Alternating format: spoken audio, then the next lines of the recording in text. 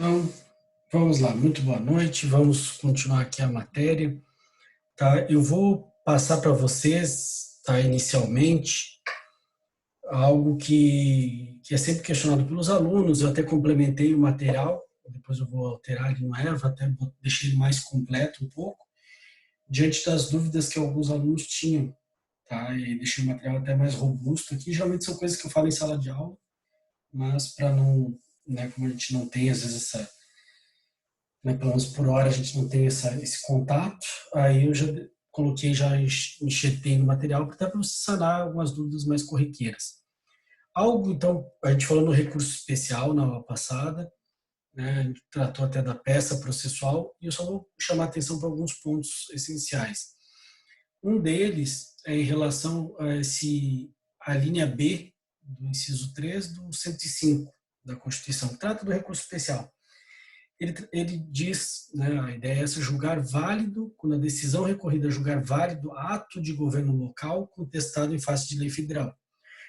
Um ponto que é importante é explicar para vocês que esse ato de governo local, né, eu botei agora, enxertei aqui em vermelho, ele é aquele praticado, né, os atos praticados por agentes públicos dotados de certa parcela de poder.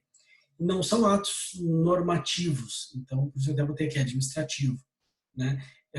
Sempre que, e aí mais lá na frente a gente vai tratar disso no recurso extraordinário, lá ele fala em lei local. Primeira coisa, quando fala local, ele está falando de estadual e municipal, tá? Então tenha isso em mente, estadual e municipal. Só ver aqui. Boa noite, Bruno. Então a gente está tratando de como falar em local, municipal e estadual, ok?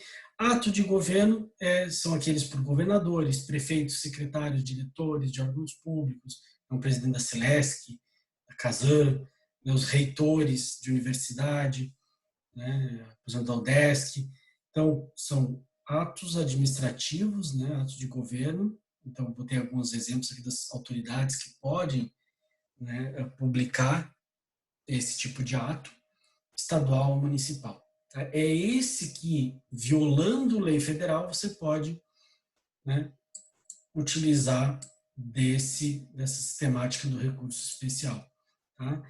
E aí eu botei que lei local é diferente. Né? Lei local, aí sim, são aqueles casos de decretos, portarias, regulamentos, ordens jurídicas menores. Então, aqui tem a ver com normas, que aí é só você lembrar, se foram aplicado a uma coletividade com característica de lei municipal ou estadual, é lei local. Se não, você pega um ato do governo local. Um exemplo, né, desse caso, por exemplo, é um ato de, um, de um presidente da Celesc. De repente ele edita, né, um ato dele, uma normativa dele, específica dele, querendo, sei lá, de uma determinada rua, ele quer estabelecer que tem que ter uma taxa, né, de contribuição daquelas pessoas, porque eles vão ter que mudar a fiação e tudo mais. E isso sem nenhuma, né, norma da Assembleia que teria que ter, né, eventualmente para as situações de vocês vão estudar mais para frente de tributário, ele precisa ser através de lei. Então, se ele digitar um ato nesse sentido, você poderia questionar, né, até que ele está violando uma lei federal, né, a lei federal, geralmente o Código Tributário, nesse caso, poderia ser levantado. Tá? Então, só para esclarecer melhor isso, que alguns alunos tinham dúvida, o que é o ato de governo local. Tá? Também aí lembrando que a gente sempre está falando no recurso especial de violação à legislação federal, e até botei aqui, enxertei, é uma decisão da ministra Nancy Andrighi, que fala, né, que interposição de recurso especial não é cabível quando ocorre violação do dispositivo constitucional ou de qualquer ato normativo que não se enquadre no conceito de lei federal. E ela cita, né, a linha A aqui que a gente já viu, do 105.3. Então, só para dizer que a gente está sempre querendo preservar no STJ e no recurso especial lei federal. E até botei aqui, não é lei federal, para não confundir. Eu sei que vocês já sabem, mas alguns alunos sempre questionam e a gente dá exemplos. Não é lei federal, resoluções, portarias, regimento interno, instruções normativas, convênios, provimentos, tá? Tudo isso, Constituição dos Estados, leis estaduais, leis municipais, Constituição Federal, súmula. Quando é violação a essas regras, essas normas aqui, tipo de normas, né, não é caso de recurso especial. E aí eu falo porque até na jurisprudência, se você pesquisar, você nota muitas vezes as pessoas utilizando, né, eu quero ter uma instrução normativa, eu quero atacar, né, violou uma instrução normativa, né, regimento interno, portaria, resolução. Não é o caso. O que é lei federal? Então, é aí que eu posso utilizar, né, o recurso especial, né, para basear. Lei ordinária federal, lei complementar federal, lei delegada federal, decreto-lei federal, medida provisória federal e decreto federal. Então, a gente tem exemplos até aí, por exemplo, das MPs que estão tão em voga, né, no caso aí da Covid, né, da pandemia. Mas se você quiser entender que uma decisão contrariou uma medida provisória federal, você poderia utilizar o recurso especial. Porque tudo isso aqui que eu estou sublinhando se enquadra na nomenclatura de legislação federal, considerada ofensa à legislação federal, e você pode utilizar, que a gente já viu aqui até a linha A, né, do 105.3. Certo? Isso é um ponto que é interessante a gente lembrar, tá? Focar nisso. Até porque na tua prova ou em concurso público, se cair um exemplo diferente, você já tem aqui, opa, aqui eu não posso usar recurso especial. Outra situação que a gente não tinha falado, tá? Decisões interlocutórias. Aquelas decisões não definitivas, eu não posso utilizar o recurso especial nem o extraordinário. Tá? Existe uma súmula do STF que fala o seguinte: não cabe recurso extraordinário contra acórdão que defere medida liminar. E aí alguns de vocês perguntam, professor, por que está usando súmula do STF no STJ? Por que tem horas que o professor vai citar a súmula 282, né, 283, 284? Você usa muito, professor, mas elas são do STF. Está errado, a gente está falando de recurso especial que é no STJ. Não. Por que eles usam também para o recurso especial? Tem que lembrar que até 88, tá, o STF, lembra que ele cumulava, tanto ele era guardião e ele que definia a correta aplicação tanto da Constituição como da legislação federal.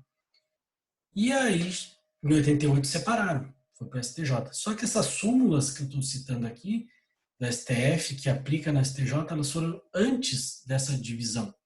E o que o STJ fala? Eu não vou precisar fazer uma súmula para copiar aquela. Eu utilizo aquela do STF. Então, por isso que várias vezes nós vamos citar aqui, vocês vão ouvir falar de súmula do STF sendo utilizada no STJ. Tá? Porque a ideia é essa, ela aplica tanto para recurso extraordinário como para recurso especial. Sempre quando ele fala aqui recurso extraordinário, e antigamente eu não falei isso para vocês, mas quando o STF cumulava as duas funções, também era guardião da legislação federal, o recurso era só extraordinário, né? Porque a gente tinha os chamados recursos ordinários, que eram abaixo, tribunais de segunda instância, e depois você tinha, né, o extraordinário, que, né, o nome já diz, né, é extraordinário, ele é fora do ordinário, além do ordinário. Né? Então ele chamava de uma coisa só. Então várias também súmulas elas vão falar em relação ao recurso extraordinário, leia-se extraordinário e especial. É que na época que elas foram editadas era um nome só. Então isso eu vou colocar para você sempre. Então voltando aqui, lembra dos casos de tutela provisória, né, da tutela antecipada ou das liminares que as pessoas chamam? Lembra dos medicamentos, né? O exemplo que eu sempre dou em sala de aula. Você quer um medicamento, você entrar com o processo, você não vai esperar o fim do processo para pedir o medicamento. Você pede uma tutela antecipada, uma antecipação, que alguns chamam de liminar.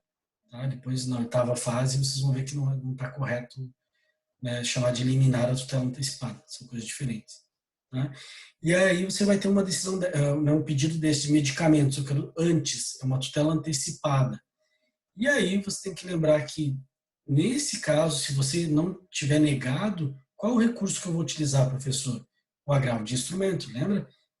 O 1015.1 fala de decisão interlocutória que trate de tutela provisória, que é o caso da antecipada, cabe agravo de instrumento. Tá, então eu estou em primeira instância, negou medicamento, fui para o TJ, em agravo de instrumento. Depois que decidiu o agravo de instrumento, eu posso recorrer ao STJ, STF? Não. Tá? E aí você vai usar aqui a súmula 735. Okay? O que é essa decisão aqui recente, até não tão nova, mas se for pegar 2018 está logo ali. O que o ministro Fachin falou? Né? Ele fala aqui, verifique-se que o recurso extraordinário foi interposto em face de acordo que apreciou decisão interlocutória acerca de antecipação de tutela. Nesse sentido, constato que a jurisprudência da STF consolidou o entendimento segundo o qual as decisões que concedem ou denegam antecipação de tutela, medidas cautelares ou provimentos liminares, passíveis de alteração no curso do processo principal, não configuram decisão de última instância, a ensejar o cabimento do recurso extraordinário.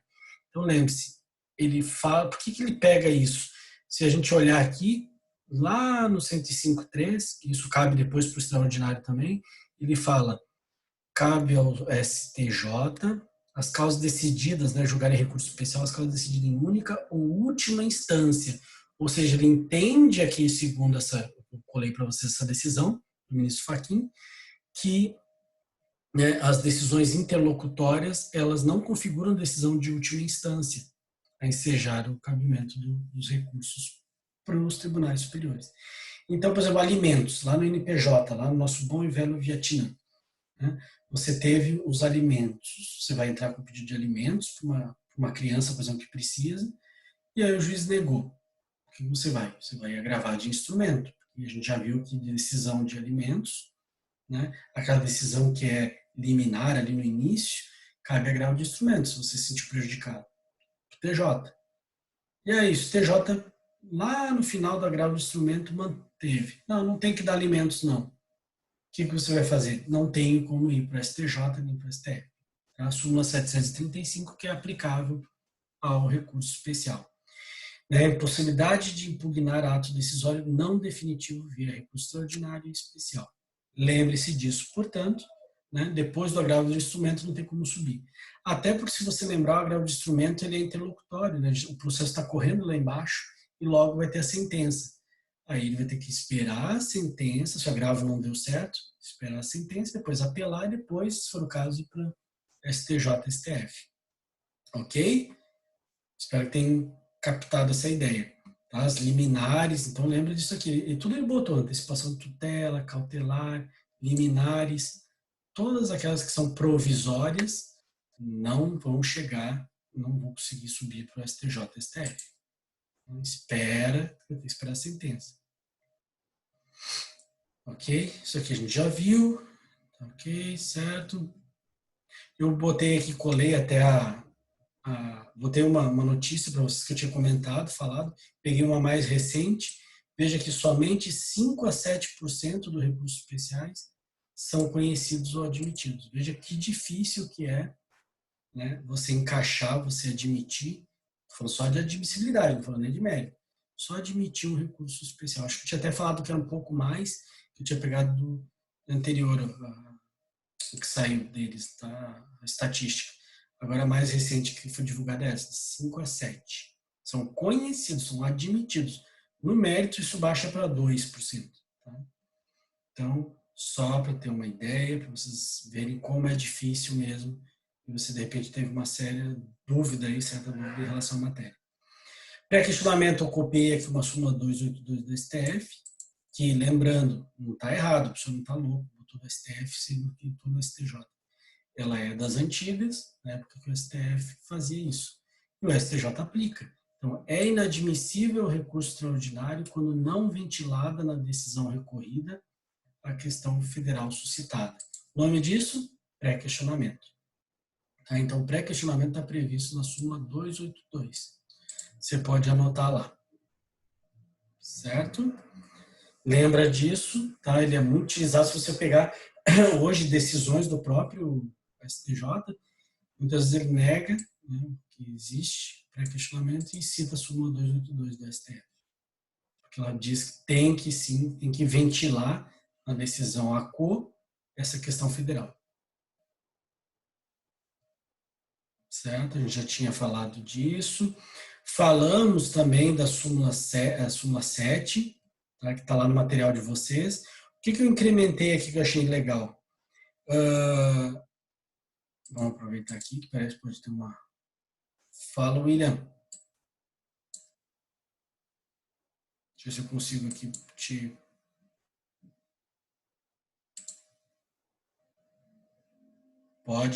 Pode falar, William.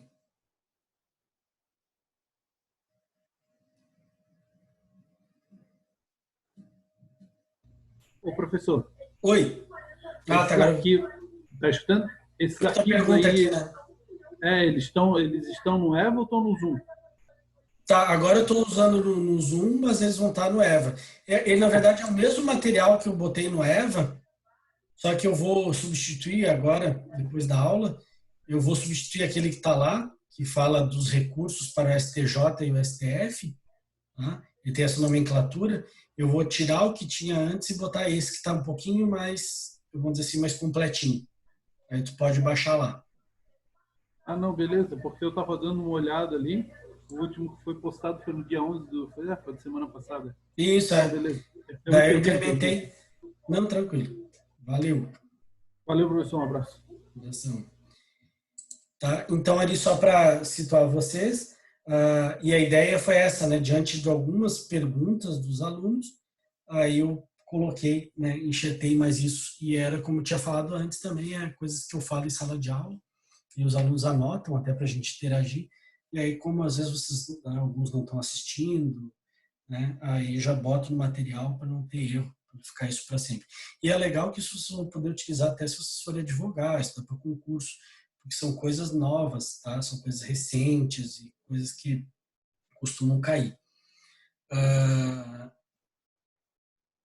Aqui, por exemplo, a gente tem a súmula 7 que eu estava falando.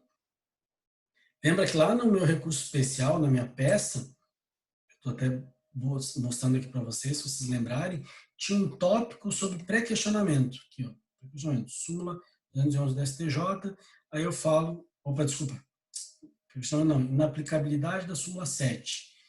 E aí eu comentei com vocês, está ali no material, que ele trata, né, de que eu não posso, né, querer reexaminar as provas, ou seja, rediscutir matéria fático-probatória. É o que diz sempre. Né? Essa súmula tem esse enunciado. A pretensão de simples reexame de prova não enseja recurso especial. E aí os alunos perguntam, o que é reexame de prova, professor? Por exemplo, você tem uma perícia, e aí o juiz analisou a perícia e entendeu que, pelo que eu estou entendendo aqui na perícia, o perito falou que ele agiu um erro médico, por exemplo, eu acho que ele errou, e aí o magistrado em primeiro grau, em segundo grau, tudo mais, eles concluem de uma forma. Aí eu não posso chegar na STJ e dizer, eu quero que vocês reanalisem essa perícia, né, para decidir a meu favor. Não posso. Eu nem vou olhar para a prova. Eu não gosto, odeio prova. O STJ e o STF não cabe reexame de prova. A gente está aqui só para dizer se o direito foi bem ou não aplicado. No caso do STJ, legislação federal. E aí eu botei uma notícia até aqui da OAB, vocês vão clicar depois e ver com calma, que o STJ diferencia reexame, né, que é o que trata a súmula 7, de revaloração da prova. Tá? São coisas diferentes. Ele entende que eu posso fazer, num recurso especial, uma revaloração da prova. Eu não posso reexaminar, mas eu posso revalorar. Tá? O que é revalorar uma prova? Por exemplo, se você demonstrar que você não quer que analise, né, fique analisando os detalhes e tudo mais, você quer, por exemplo, você aponta no recurso especial que aquela perícia, ela disse textualmente na conclusão que não houve erro médico. Tá? Aí o que ele vai dizer? Eu não vou ficar analisando os fundamentos, tudo mais. É só você pegar uma prova e explicar. Ela, equivocadamente, né, ele valorou de forma errada. Certo? Ou às vezes até a extensão do dano.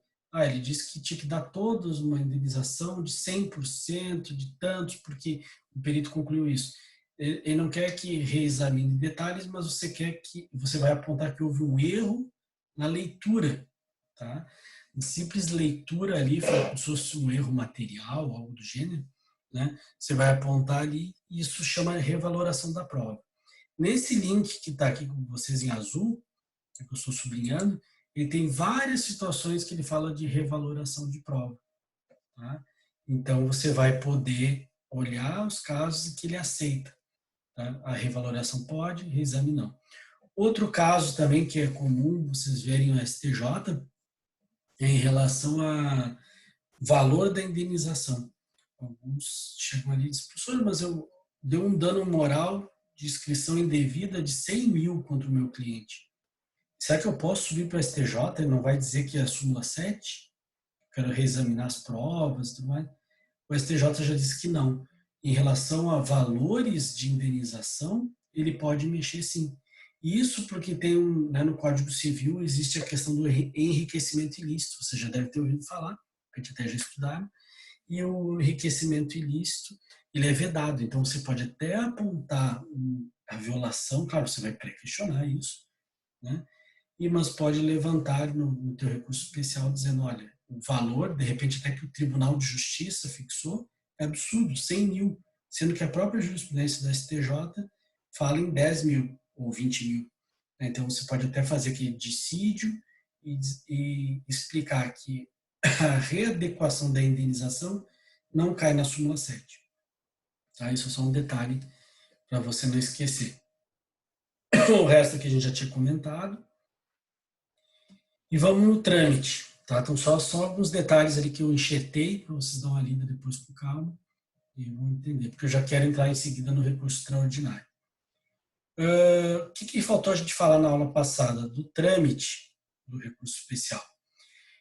Como é que o trâmite dele, desde o protocolo até o julgamento?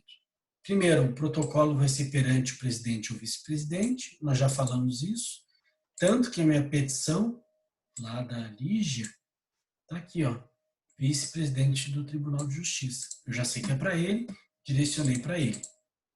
Ok.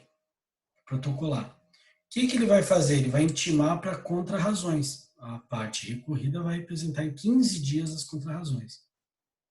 Certo. Oferecida ou não a resposta, ou seja, as contrarrazões, o presidente ou vice-presidente apreciará a admissibilidade. Veja que isso eu também comentei na aula passada, tá? Que eu costumo cobrar em prova, porque a legislação do CPC de vocês tem que estar em dia. Lembra que o código, se não tiver atualizado, se você comprou logo depois da edição do CPC, o teu CPC vai dizer que depois de oferecida a resposta, ele remete para o STJ. Depois teve uma alteração. Então, olha lá no teu CPC, veja se ele está de acordo com a 13256, né? A 13256, lembra que ela vai tratar de várias alterações do recurso extraordinário e especial. Então, olha lá o teu, se já está pelo menos atualizado com isso aqui. Certo? Então, olha aqui quantas, eu estou mostrando o texto lá do Planalto, quantas alterações ele riscou e acabou redigindo de forma diferente por causa da 13256. Certo? Então, ele pega e fala aqui, antes da 13256, dizendo que não teria admissibilidade no TJ, por exemplo. Não é assim que funciona, até já botei para vocês aqui. O vice-presidente, no nosso caso aqui do TJSC, é o terceiro vice-presidente. Ele vai apreciar a admissibilidade. E aí vocês veem que, até brinco, eu acho que o STJ dá uma ligada para ele, se tivesse um prêmio de produtividade, ó, barra aí tudo que você puder. E aí o vice-presidente costuma, o terceiro, no nosso caso aqui, ele é bem rigoroso, Ele breca muito mais. Já tive várias vezes casos em que o recurso especial não foi admitido aqui, aí eu vou recorrer para o STJ, a gente vai estudar isso depois, e o STJ diz, não, você tem razão, eu tinha que ter admitido. Mérito é outra coisa, mas a admissibilidade pegou pesado lá no TJ. Por quê? porque ele tem essa possibilidade. Lembra que tem uma análise de admissibilidade a co, tá? Pode até anotar ali no teu material, né? Aqui ele quer dizer que o vice-presidente do TJ, no nosso caso aqui, faz a admissibilidade inicial. Então, se ele achar aqui que não tem pré-questionamento, já nega a admissibilidade. Se ele achar que não tem, que é súmula 7, aplica a súmula 7. Não soube fazer o tal do dissídio, não soube fazer aquela comparação dos tribunais, dos julgados, vai não admitir. E eu botei até aqui para vocês, se não for admitido, e olha que o nosso tribunal é complicado, né, para admitir, mas muitas vezes, como eu falei, eles acabam sendo criteriosos demais. Você cabe um agravo do 1042, que nós vamos falar mais lá na frente. Só o que é esse agravo? Ele é um agravo em recurso especial. Tá? Vou botar aqui agravo em RESP. Ele serve justamente para destrancar. Veja bem, é como, lembra do agravo interno? É uma decisão monocrática e você vai para colegiado. Você destranca para o colegiado. Aqui, o vice-presidente foi lá e trancou o teu recurso especial. Disse, não, não vai subir. Aqui não. E aí você vai dizer, não, peraí, eu tenho um agravo em RESP no 1042 do CPC que ele me ajuda a destrancar. Como é que é esse agravo em RESP?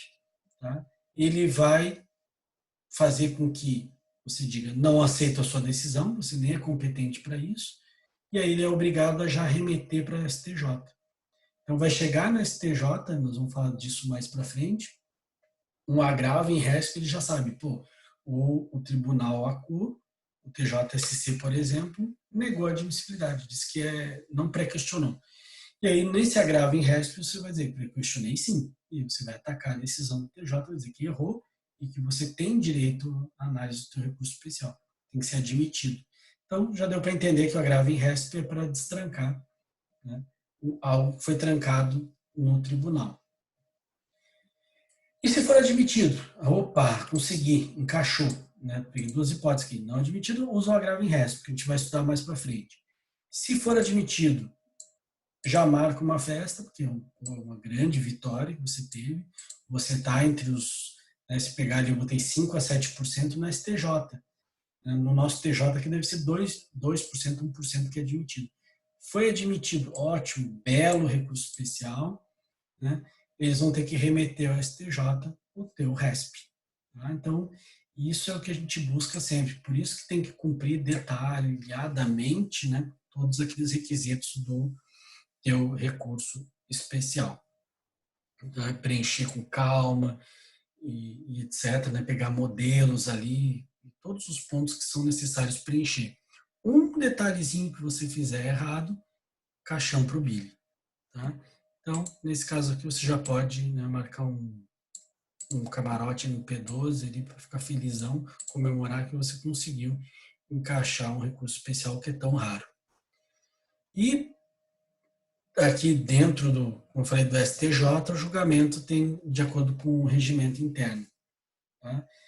Eu não quis colocar aqui o regimento interno para não enfarar vocês aí, não ficar explicando detalhezinho, mas é bem simples, né, o trâmite no STJ. Vai chegar na mão de uma turma, né, sobre a matéria, por exemplo, na primeira turma do STJ. Vai ter um relator na primeira turma e vai ter mais outros dois julgando. Tá? Na matéria, geralmente, recurso especial dessa forma. Da mesma forma que a apelação, eu tenho 3 votantes. Dependendo das matérias, tem até 5, mas sempre número ímpar. Tá? Então, vai ter basicamente isso. Não tem muito detalhe. Já teve o recurso, já teve as contrarrazões, agora é só julgar. Então, e aí também tem que lembrar que pode acontecer uma decisão monocrática. Né? É muito comum, como eu falei outra vez para vocês, nos tribunais superiores, STJ, STF, decisão monocrática. Por quê? Porque chegou na mão do relator e vai dizer, pô, não quero marcar uma sessão para isso. Eu vou fazer o advogado vir aqui, ele pode sustentar. Eu já estou olhando aqui, eu acho que está caindo naqueles casos do 932. Já tem jurisprudência, já tem súmula, já tem alguma coisa pacificada, eu já posso julgar. Tá? Então, lembra que pode acontecer uma decisão monocrática, ou ir para uma sessão de julgamento. Aí você pode até se inscrever para sustentar. Dar uma viajada lá para Brasília. Não agora, claro, em época de pandemia, mas você vai poder sustentar se for para a sessão. Certo, senhores? Então, em relação ao recurso especial, era isso que eu tinha para falar. Eu quero agora adentrar no extraordinário. Ficou alguma dúvida? Alguém quer o que eu falei? Se quiserem, tá? Agora é a hora de se manifestar ou mandem depois, vocês que sabem.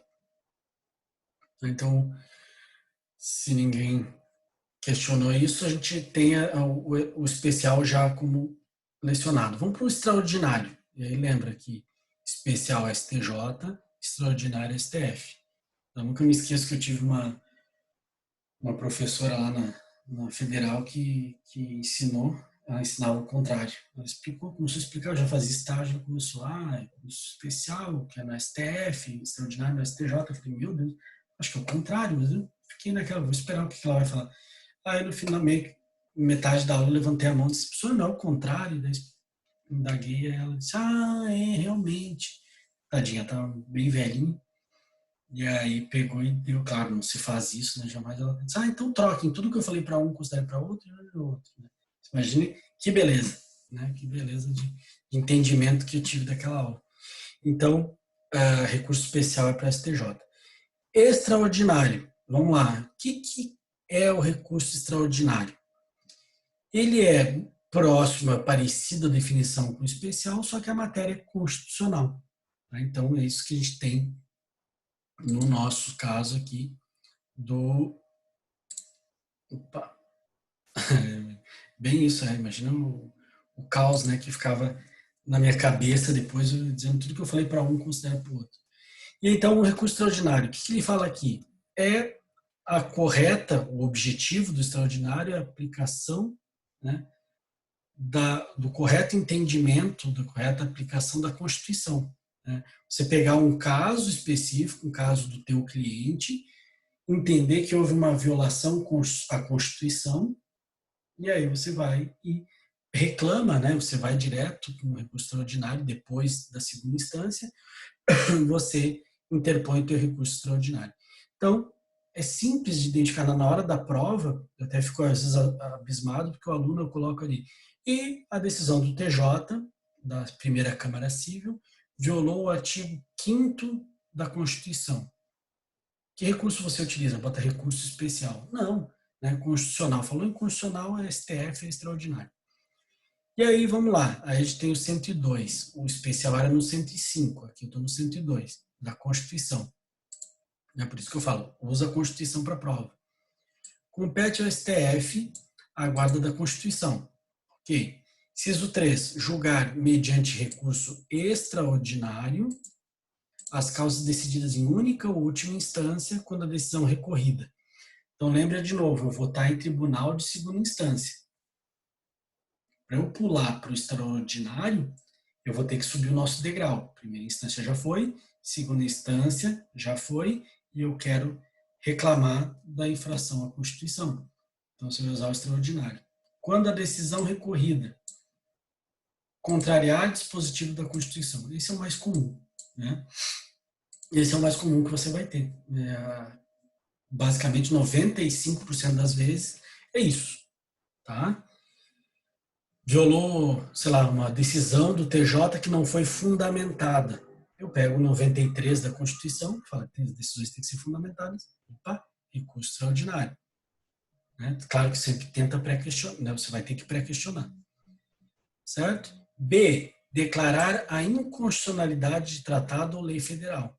Aqui a decisão do TJ declarou inconstitucional tratado ou lei federal. Então, estou falando de novo de violação à Constituição. Eu vou reclamar isso. Né? C, julgar válida lei ou ato de governo local contestado em face da Constituição. Então, veja de novo a palavra. Lei ou ato de governo. Né? Ou seja, pode ser norma ou ato administrativo do município ou do estado. Sempre que ele falar local, estou falando do município e estado. Que violou, né, contestado, violou a Constituição. Também eu posso pegar uma norma, uma lei estadual, por exemplo, que eu olho, né, verifico, poxa, essa lei aqui é inconstitucional. né? Não é correto. Claro que você vai pensar, alguns já estudaram, né, constitucional a fundo, eu lembro das aulas de constitucional. Confesso para vocês que não é uma matéria que eu gosto, constitucional, mas, né, a gente sempre se força a estudar. E, nesse caso, depois vocês vão lembrar aqui, professor, mas quando a lei é inconstitucional, não tem como eu ir direto no STF, você tem os meios, né, de controle concentrados, as ADINs, né? Mas, nesse caso, estou falando de um caso pontual do teu cliente, em que você foi até estar dentro do TJ, e o TJ, você achando que, né, de repente ganhou em primeiro grau, o Estado, né, recorreu para a segunda instância e lá você perde, né, porque o TJ diz que a lei, né, considerada uma lei estadual, que você acha que é absurda, né, que ela contraria a Constituição. Por exemplo, estabelecendo um tributo que é da competência da União. Né? Isso é constitucional, é Constituição pura. Você tem lá na Constituição quem pode criar um tributo. Que tipo de tributo que é do município, do Estado, da União. E vai lá, nessa hipótese aqui, você pode aplicar, né, a linha C. Ok? A linha D, julgar válida lei local, e aqui lembra que eu estou falando só de lei, não estou falando de ato de governo, estou falando de lei local. Tá? Só lei, né? Deixa aqui. Contestada em face de lei federal. Aí vai dar um nó na cabeça de vocês. Vocês vão dizer, professor, peraí, lei local, do estado ou município, que viola lei federal. Por que isso está aqui? Por que isso não é do STJ? Era do STJ, mas em 2004, uma emenda constitucional 45, a famosa, alterou. É aquela que trata também, não sei se vocês recordam, mas ela alterou muita coisa da Justiça do Trabalho. Né? A Justiça do Trabalho foi toda reformulada e melhorada por conta dessa emenda. O pessoal que trabalha na Justiça do Trabalho deve muito essa emenda. E aí ela pegou e retirou da STJ e voltou para cá. E aí vamos entender o porquê. O que ele está fazendo aqui? Ele diz que a decisão pegou uma lei estadual, por exemplo, que você entende, que viola uma lei federal. E aí a ideia, o que é esse caso aqui? É quando você tem conflito entre, por exemplo, uma lei estadual com uma lei federal. E aí, sabe por que é o STF que tem que solucionar? Porque a solução desse tipo de conflito, de choque entre leis, é matéria constitucional. Então, eles pensaram isso, né? Isso já no STJ acontecia antes de 2004. Os próprios ministros se queixavam, mas isso tem que ir e acabava indo depois para o STF. Né? Resolvia no recurso especial, depois tinha que ir para o STF. Por que não já passar isso para o STF? Porque é uma matéria que ele tem que decidir. Vou dar um exemplo para você anotar aí e de repente cair na tua prova. Você pegar, por exemplo, uma lei municipal ambiental que viola uma lei federal ambiental. E isso é muito comum. Né? Você tem o plano diretor. O plano diretor vai lá e estabelece, né, que pode construir em cima das dunas do Siri, nos ingleses. Tá liberado, pode meter um prédiozão lá e tá tudo certo. E aí você vai na legislação federal que veda isso, tá? E aí você vai poder pegar e dizer, professor, mas se for violação à Constituição, você tem a linha C. Mas aqui eu estou pegando um caso em que tem legislação federal ambiental específica que proíbe a construção nas dunas, né? Incluindo, claro, do Siri. Então, nesse conflito aqui, se de repente autorizarem a construir ali nas dunas do Siri, é muito perigoso, né? Porque ali no Siri o bicho pega. Então, mas se acontecer de autorizar, poderá chegar até o recurso extraordinário essa questão, porque a resolução está aqui, é caso da linha D. Tá? Isso é uma pegadinha muito grande para concurso e até para prova, por isso que eu chamo a atenção, porque o aluno vai seco aqui. Violou lei federal, contestada lei federal. Ah, lei federal, absolutamente você não quer STJ. Não. Esse caso específico, lembra, não tiver esse tipo de conflito, você vai ter também que utilizar o recurso extraordinário. Ô, professor. Oi? Pode falar de novo, eu não entendi. Ah, tá. Um exemplo? Da parte de julgar uma lei Local. estadual, uma lei local estadual não pode Isso. sobrepor a federal. Isso. E pode ser não, ela vai ser contestada, vai entrar com recurso daí extraordinário, correto? Isso, é isso mesmo. Na verdade, tanto pode acontecer, claro que o que vai acontecer nessa discussão? Pode ser que o STF diga que nessa guerra entre lei e local, que você está confrontando, né?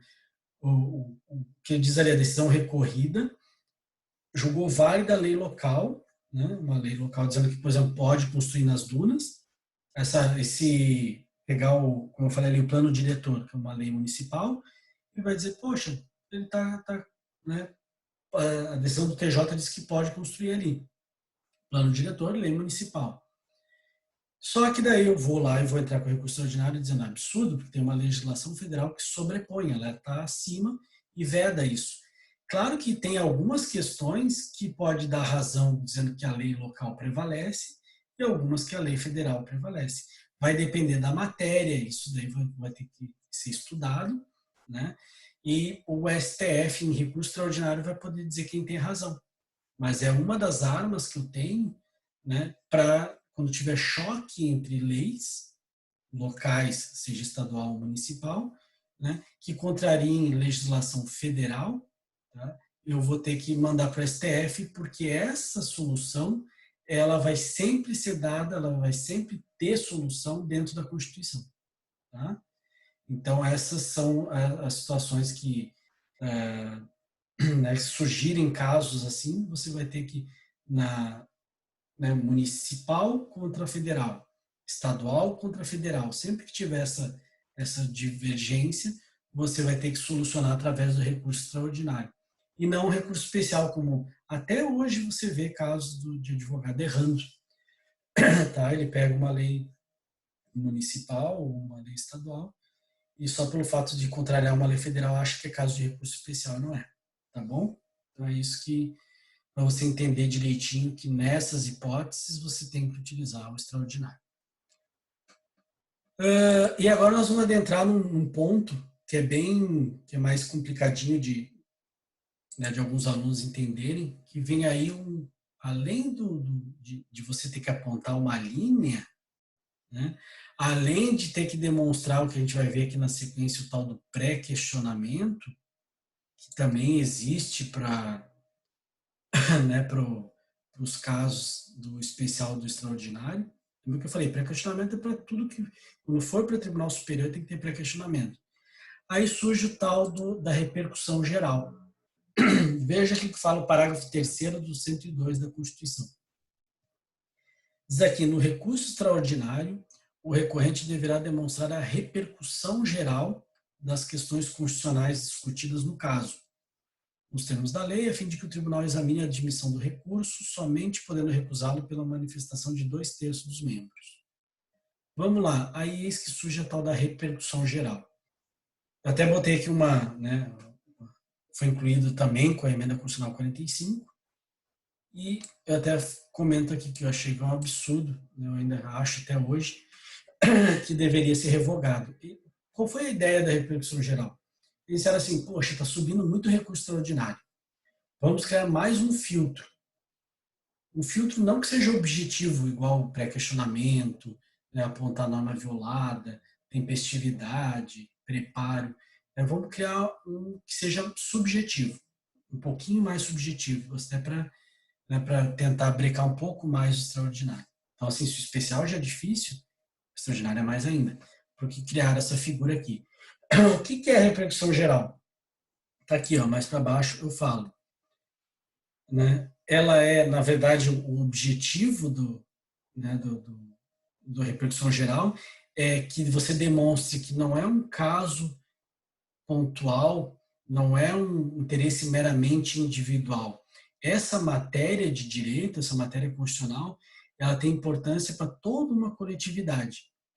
Então, eles disseram o seguinte, só vou apreciar um recurso extraordinário cuja matéria tenha relevância. Tá? E que tipo de relevância? Vamos pegar aqui no CPC, está aqui no 1035. O Supremo Tribunal, do STF, em decisão irrecorrível, então, irrecorrível, não tem o que fazer, se achar que não tem, né? Não conhecerá do extraordinário quando a questão constitucional nele versada não tiver repercussão geral. Para efeito da repercussão geral, será considerada a existência ou não de questões relevantes do ponto de vista, e aí vem, econômico, político, social ou jurídico, aqui, que ultrapasse os interesses subjetivos do processo. Qual foi a ideia, então? O caso do fulaninho que, de repente, comeu um calzone estragado, o colarinho do chopp, do caso do CDC, alguma coisa assim que você achar alguma matéria constitucional para recorrer, ele vai ter que analisar. Essa matéria constitucional, ela tem uma relevância para a sociedade? Eu vou poder pegar esse mesma matéria, mesma questão de direito, e depois aplicar como se fosse um precedente para todo o país? E aí isso vai ter que fazer um tópico do teu recurso extraordinário explicando que tem repercussão geral, tá? Que não é uma, né, que fala que ultrapassa os interesses subjetivos do processo. Isso vai ter relevância econômica, política, social, jurídica. Então, sempre vocês vão ver no recurso extraordinário, eu vou ter que apontar qual o tipo dessas 4 que eu tenho. Eu vou dar exemplo para ficar mais fácil. Vou pegar um caso que é comum a gente ter no STF, né? Por exemplo, mais recentemente, a revisão do FGTS. O pessoal diz que tem uma tese aí que está para definir lá, de que o FGTS está corrigido erroneamente. As pessoas têm lá, né, aquela, entre aspas, né, a poupança do FGTS lá, né, tem o FGTS numa conta, na Caixa Econômica, e eles dizem, olha, estão corrigindo errado há muitos anos.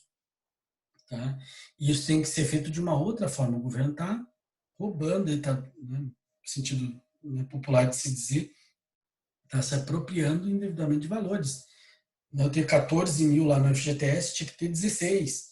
E aí começou, todo mundo enlouquecendo. Poxa, a tese é boa, a tese é boa. E aí entraram, é um caso que um monte de gente passou primeira instância, segunda instância, chegou no STF. Né?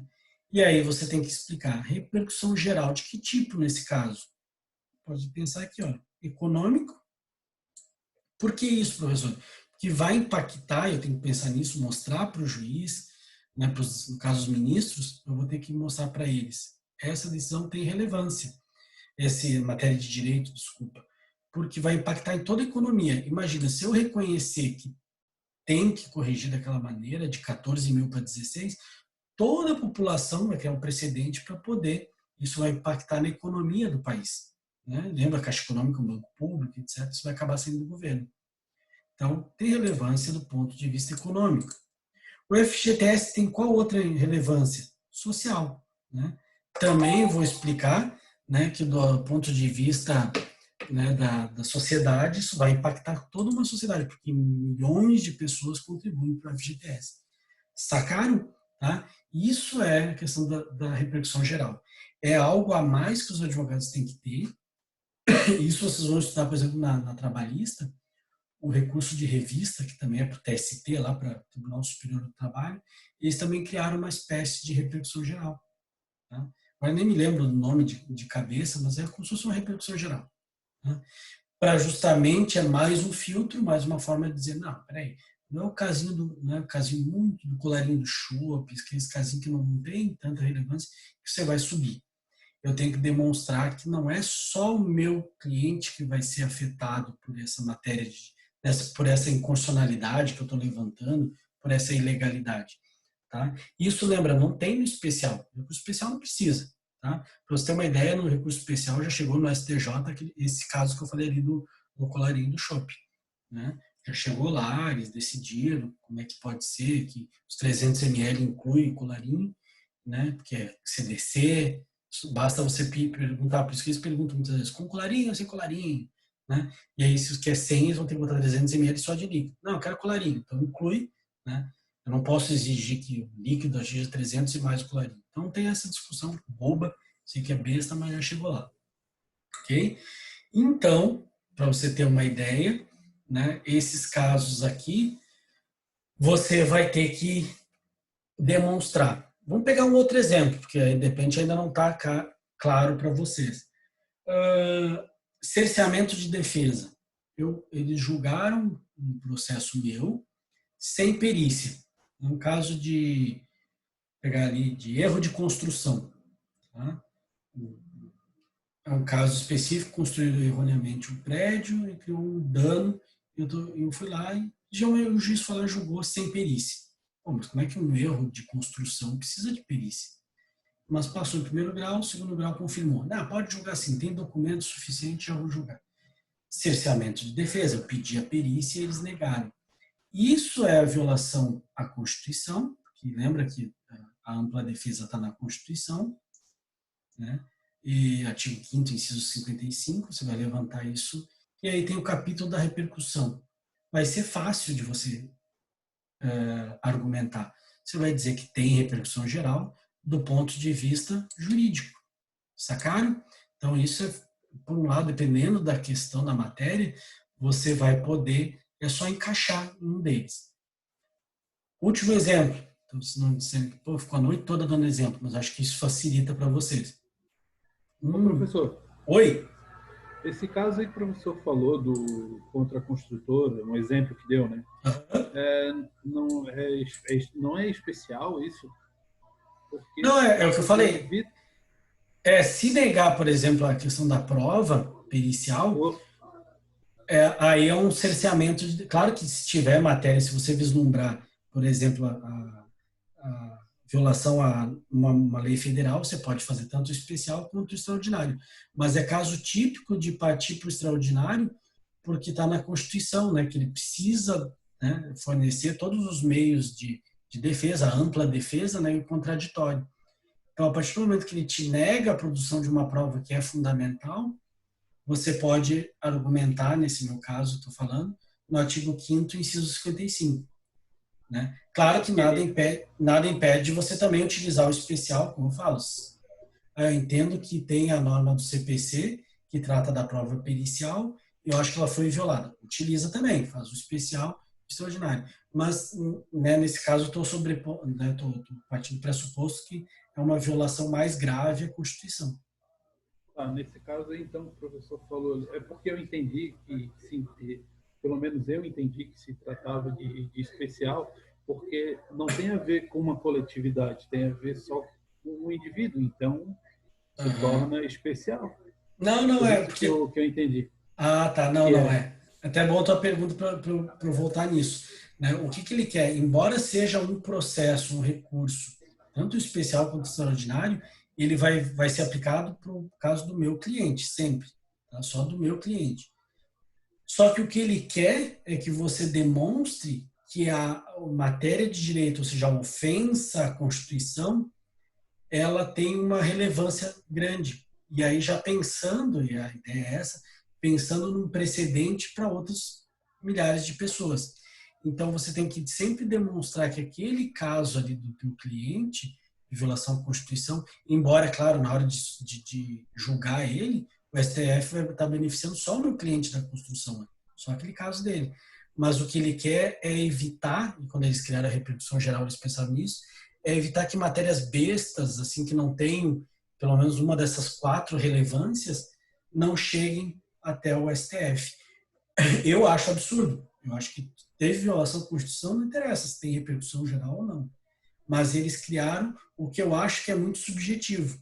Tá? Porque eu já vi casos de teses de direito que eu entendi que tinham relevância, que poderiam servir aí como um precedente para milhares de pessoas, né? E quando eu penso em relevância, ele quer pensar de atingir a tese, tá? Não o William, não confunda com o teu caso. O teu caso vai ser só para o cliente, mas ele quer dizer que a tese de direito que você levantou, ela tem que ter uma abrangência, ou pensar em várias pessoas do Brasil afetadas por ela.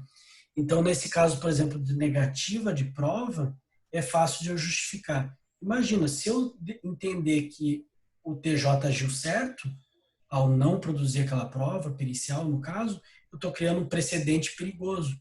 Né? Vão achar que pode julgar sempre assim. Então, por isso, essa é a repercussão geral jurídica. É para evitar que a Constituição seja violada no caso do meu cliente, mas também servindo de exemplo para o Brasil todo. Tá? Então, é assim que ele pensa. Tanto que depois eu vou sugerir para vocês entrar no STF, depois eu posso até botar o link. Vocês vão entrar no STF, lá no site do STF, e vão ver que tem enunciados de... Eu posso fazer isso aqui na hora. Tá, opa. Se você entrar botar STF, repercussão geral, enunciados, você vai ver que no próprio, teses de repercussão geral, você clica aqui, vocês estão acompanhando, né? Esse banco contempla as teses fixadas para os termos com repercussão geral. Então você clica aqui e você vai ter uma série de temas, de teses já reconhecidas. Então são casos que chegaram com fulaninho versus ciclaninho, passaram pelo filtro da repercussão geral e disseram tem repercussão geral. Pô, o William me convenceu, o caso, né, daquela situação específica tem relevância. Daí você vai dizer se é do ponto de vista, né, econômico, político, social, jurídico. Muitas vezes tem mais de um. Veja que o FGTS tem econômico e social. Né? No caso do meu cliente ali que eu falei da prova pericial é jurídico. Então vai caber você questionar. E aí você vai ver que alguns casos já estão estabelecidos. Aqui é mais fácil ainda. Aqui no teu tópico da repercussão geral você vai dizer: ministro, a minha tese é idêntica a 004, que está aqui. O Leonardo botou a mão em cima. Por quê? Porque ele trata de uma matéria aqui, ó, tributos sujeitos à homologação, novo prazo de 5 anos para repetição ou compensação de débito, somente as ações ajuizadas após o decurso da vacatio legis. Se a tua tese se enquadrar aqui já, e aí é uma sugestão que eu sempre faço para os alunos, né? Você pode, são 441 já repercussões gerais reconhecidas. Se a tua tese estiver aqui, e eu sempre faço isso, se eu fizer um extraordinário, eu já pesquiso aqui. Boto a matéria, eu pesquiso aqui a matéria, e você vai achar, de repente, uma já estabelecida. Se estiver estabelecida, não preciso nem ficar argumentando. Tá? Se não tiver reconhecida, aí o advogado vai ter que rebolar. Aí você vai ter que ter uma habilidade de dizer: a minha matéria vai afetar só o meu cliente nesse processo, mas a tese que eu estou utilizando tem repercussão geral. Tá? E por que eu critiquei ali, se vocês notarem, voltarem à leitura, vocês vão ver que eu botei que era absurdo e tudo mais, porque eu acho que isso abre uma margem de subjetividade. Né? Porque eles podem muito bem chegar e dizer que não tem, e eu estou argumentando aqui que existe a repercussão geral, acho que eu argumentei bem, só que o problema é que não tenho já uma tese firmada aqui, não tenho isso reconhecido, é uma tese nova. E aí vai caber a eles discutir e dizer: vamos brecar ou não vamos brecar? Tá? E veja que eu falei para vocês aqui que tem teses com repercussão, voltando aqui, e sem repercussão. Então, muita gente já tomou ferro aqui, já entrou com a tese e disse: não tem. Tá? Aqui, ó. Questão da possibilidade de o juízo reduzir de ofício multa fixada em sentença, no caso de descumprimento de obrigação de fazer, não tem repercussão geral, pois ausente relevância econômica, política, social, jurídica que transcende o interesse da parte. Veja que várias situações chegaram lá e eles disseram que sim. E se você lê isso, eu já li várias teses, sem repercussão geral, para mim, se eu fosse ministro, eu entenderia que tinha. Várias dessas aqui, se você for ler, você vai dizer: pô, professor, mas que sacanagem, né? E aí, por isso que a minha crítica, né, a questão da subjetividade. Você vai notar, inclusive, que, né, casos maiores, em que tem lobby grande de grandes empresas, bancos especialmente, o Estado, né, a União, pressionando, geralmente, politicamente, inclusive, consegue repercussão geral. Aí, às vezes, o tadinho do João da Padoca vai lá com uma tese boa, que tem repercussão geral, não consegue. Só uma crítica que eu faço, um desabafo, mas aí vocês vão ler isso aqui, tá? Vão ver. Já vou deixar ali até no chat para vocês, quem quiser depois dar uma lida. Vou botar aqui no bate-papo e vou botar depois no Eva também. Não está abrindo aqui o bate-papo. Tá aqui. Tá? Então eu vou botar para vocês o link, depois quiserem acessar, e aí vocês podem ir, né, brincando de analisar quando tem, quando não tem. Tá? E aí depois, se você for olhar a peça processual, que a gente vai analisar na aula que vem, eu vou deixar para analisar na aula que vem, porque eu quero que vocês leiam a peça, né, de acordo com o que eu já expliquei para vocês de repercussão geral. Né? Você vai lembrar aqui dos requisitos de admissibilidade, que a gente vai encerrar a aula falando, né, dos demais, e você vai eu vou explicar de novo a peça processual com cada um dos pontos. Lembra que eu menciono aqui os requisitos. Vamos só repassar eles um por um, e aí depois eu libero vocês para daí na próxima aula a gente analisar a peça a fundo do extraordinário. Vocês vão ver que, eu já só deixei aqui já, o extraordinário, ele tem a mesma característica do especial, só que o enquadramento é diferente, está aqui, né? O nome, obviamente, né? Eu quero que vá para o STF, mas a formatação da peça é muito parecida, a matéria que é diferente. E aí você vai olhar, tal, com calma, você vai ver que eu tenho aqui o pré-questionamento, fiz o requisito aqui, falei da repercussão geral, então vocês vão ler em casa e vão, né, verificar se acha que é caso de repercussão geral ou não. Né? E depois vão ver da questão do mérito, né, das razões do recurso. Mas eu quero que vocês leiam para a gente ficar mais fácil de acompanhar. Não é fácil, tá? Então, só para finalizar aqui, a admissibilidade, então, ela tem que ser, primeiro, que a decisão seja irrecorrível no plano inferior, né? E aí até coloquei aqui o caso do juizado especial civil, né? Lembra que eu estou em segunda instância, eu falei isso no recurso especial, lembra? No recurso especial não cabe no JEC. Aqui cabe. Você pode anotar ali que o juizado especial tem primeira instância, tem a turma de recursos e pode ir até o STF. Professor, mas não é isso que fala a Lei 9.099. Isso é mais por uma decisão da STF. O STF entendeu que, embora não seja caso, né, inicialmente, a ideia da Lei 9.099 é ser mais informal, mais rápida. Só que eles disseram, como é que eu vou fazer para um cidadão que utilizou a justiça, eu explicar para ele que teve uma inconstitucionalidade e ele tem que parar, né, a turma de recursos, né, que é formada por juízes, não são nem desembargadores, são juízes, ali é a última instância dele, né, e eles que vão ditar a correta aplicação da Constituição. Não pode. Em termos de matéria infraconstitucional, legislação federal, não tem como ir para o STJ. Mas a Constituição eu não posso dizer que parar por aí. Então, ele autorizou que no JEC, das decisões do JEC, se tiver todos os requisitos que a gente vai ver aqui, repercussão geral inclusive, eu posso ir para o STF. Tá? Posso, é raríssimo de ver isso, mas se cair num concurso, na OAB, às vezes costuma cobrar, lembra que tem previsão, tem possibilidade pela jurisprudência do STF. Tá? Então, tem que estar em segunda instância, 15 dias, lembrar que tem preparo, né? Lembra que o STF, né, a lagosta é cara lá, né? Gastaram não sei quantos milhões na última licitação para compra de lagostas e vinhos. Então, isso é caro, tem que pagar. Demonstração de pré-questionamento, então a mesma coisa que copiado né, utiliza a súmula 282 da STF, a mesma súmula que exige o pré-questionamento.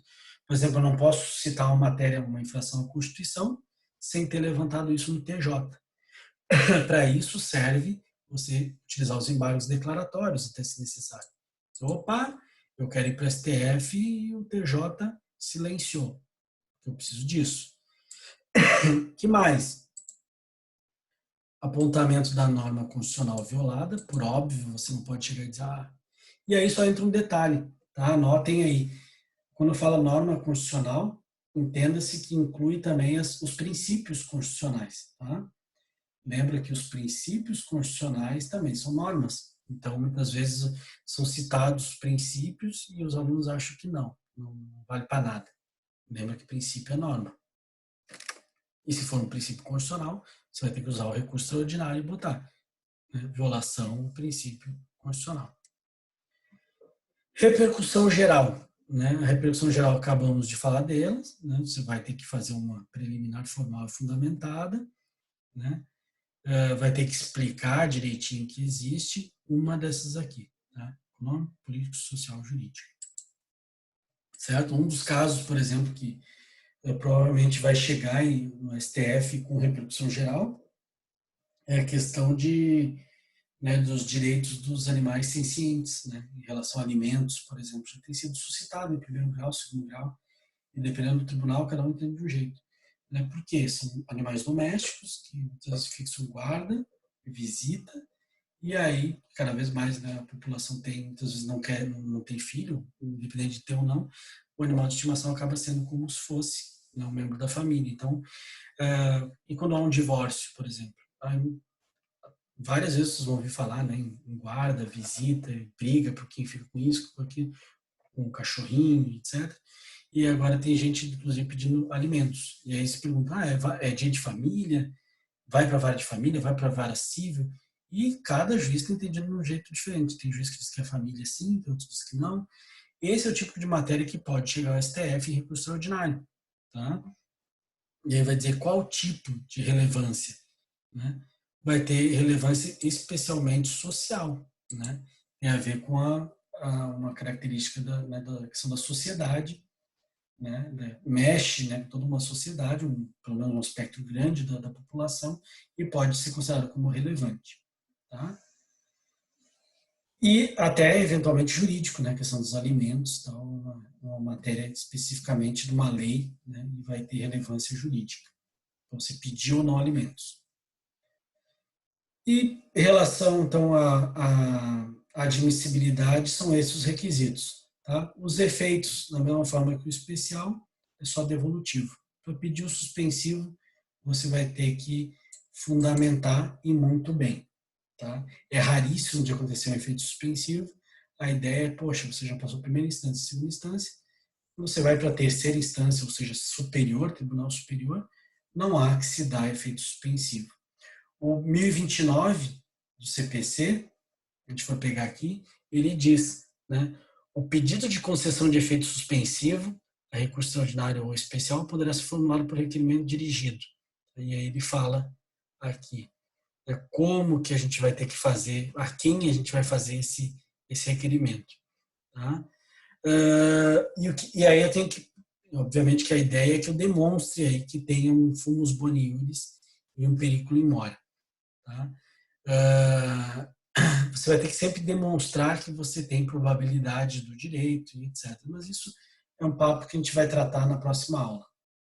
Senhores, fico à disposição agora para sanar dúvidas. Eu preferi fazer mais curtinha essa aula do extraordinário, finalizar o especial extraordinário, porque eu sei que a matéria não é tão fácil aí, a absorção, especialmente a repercussão geral, tudo é bem complexo. Alguém quer fazer alguma indagação? Alguma coisa que vocês queiram suscitar, não entenderam? Aproveita que tem tempo para explicar. William, tranquilo? Já perguntei, já. Beleza. Não, obrigado pela participação, até porque isso ajuda bastante, né? O pessoal do PIB está com essa dúvida. E também eu esclarecer mais ainda. Fala, Bruno. Valeu, não, professor. Tá tudo certo. Certo? Tudo certo? Não estás com dúvida não, Bruno? William, tu falou a aula inteira, cara. Quase que eu disse, pô, William, vai dar aula?